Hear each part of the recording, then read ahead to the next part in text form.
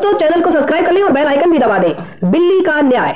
एक जंगल में विशाल वृक्ष के तने के एक खोल के अंदर कपिजल नाम का तीतर रहता था। एक दिन वह तीतर अपने साथियों के साथ बहुत दूर के खेत में धान की नई नई कोपले खाने चला गया। रात बहुत बीतने के बाद उस वृक्ष के खाली पड़े खोल में शीघ्रगो नाम का एक खरगोश घुस आया और वहीं रहने लगा। कुछ दिन बाद कपिजल तीतर अचानक ही आ गया।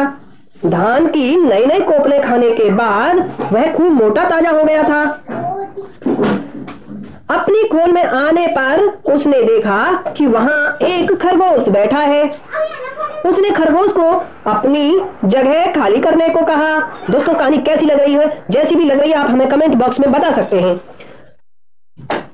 खरगोश को अपनी जगह खाली करने को कहा। खरगोश भी तीखे स्वभाव का था। बोला, यह घर अब तेरा नहीं है। वापी, कूप, तालाब और वृक्ष के घरों का यही नियम है कि जो भी उनमें बसेरा कर ले उसका ही वह घर हो जाता है।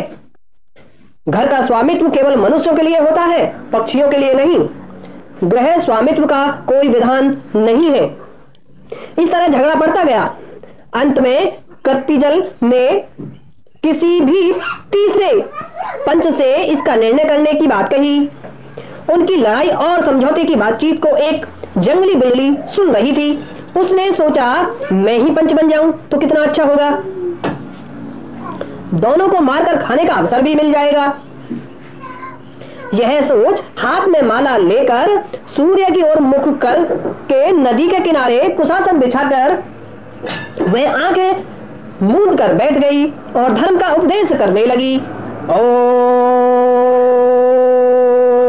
नमः शिवाय, ओम नमः शिवाय। उसके धर्म उपदेश को सुनकर खरगोश ने कहा, यह देखो कोई तपस्वी बैठा है, इसी को पंच बनाकर पूछ ले। तीतर बिल्ली को देखकर डर गया और दूर से बोला, मुनिवर तुम हमारे झगड़े का निपटारा कर दो। जिसका पक्ष धर्म विरुद्ध होगा तुम उसे खा लेना।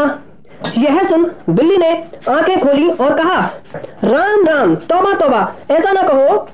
मैंने हिंसा का नार के मार्ग छोड़ दिया है, अतः मैं धर्म विरोधी पक्ष की भी हिंसा नहीं करूंगी। हाँ, तुम्हारा निर्णय करना मुझे स्वीकार है, किंतु आप ये जानते हैं कि मैं बहुत वृद्ध हूं, दूर से तुम्हारी बातें सुन नहीं सकती। पास आकर अपनी बात मुझसे कहें। बिल्ली की यह बात पर दोनों को विश्वास हो गया। दोनों ने उसे पंच भी मान लिया और उसके पास आ गए। जैसे ही दोनों पास आते हैं, तीतर और खरगोश दोनों पास आते हैं, उन पर बिल्ली झपट्टा मारकर दोनों को एक साथ ही अपने पंजों में दबोच लेती है और उसके बाद उन्हें खा जाती है।